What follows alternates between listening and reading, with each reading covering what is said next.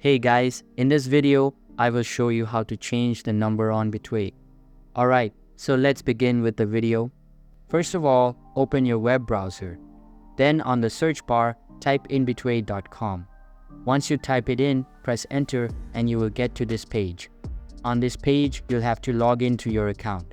So you'll have to enter your login credentials and then click on this login button.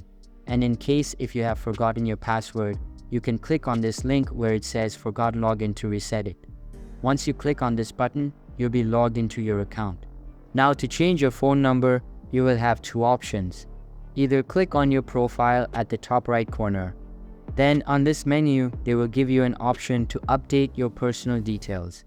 If you don't have that option, what you can do is click on this button where it says support, then click on help. After that, you will be on this page. Here, click on the search bar and search where can I update my personal information. You will see this section at the top. Click on it.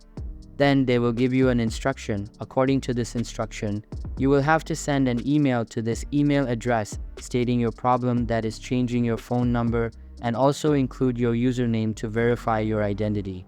You should also send a bank statement or utility bill, and once you have done so, enter your old number as well as new number and press on the send button.